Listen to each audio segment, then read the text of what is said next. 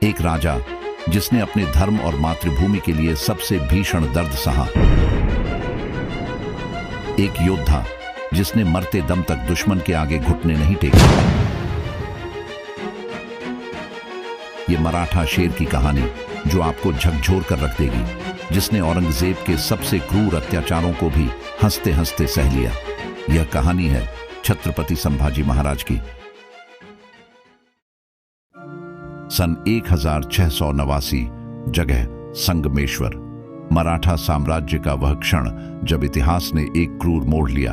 औरंगजेब एक ऐसा बादशाह जिसने संपूर्ण हिंदुस्तान पर राज करने का सपना देखा था, लेकिन उसके सामने सबसे बड़ी चुनौती थे मराठा शेर संभाजी महाराज। कई वर्षों तक औरंगजेब अपनी पूरी ताकत लगाकर भी मराठाओं को झुका नहीं पाया, लेकिन फिर एक विश्वासघात हुआ। मुगलों ने गुप्तचरों की मदद से संभाजी महाराज को संगमेश्वर के जंगलों में घेर कर कैद कर लिया। फिर औरंगजेब के सामने लाया गया मराठा शेर। खून से सना शरीर, बेड़ियों से जकड़े हाथ, लेकिन आंखों में वही जलती हुई आग। कैद होने के बाद भी संभाजी महाराज का हृदय अडिग था।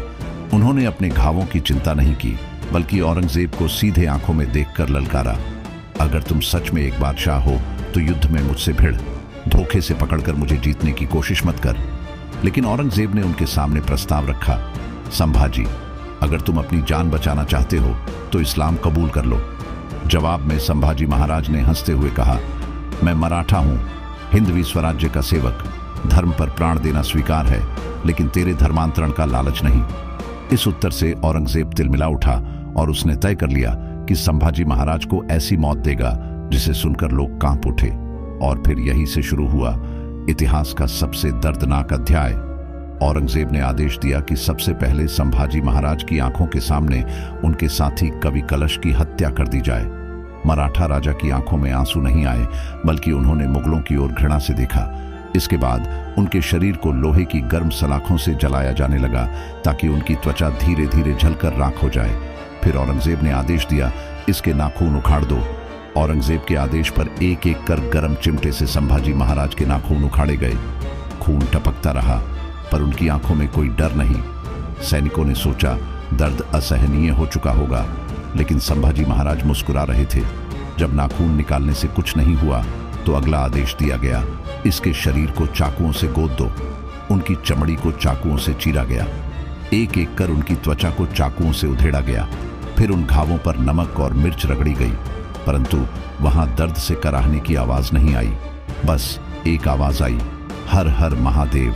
जब औरंगजेब को संभाजी महाराज की आवाज सहन नहीं हुई तो उसने सबसे क्रूर आदेश दिया, इसकी जीभ काट दो, ताकि यह मराठा योद्धा दोबारा कभी कुछ न बोले।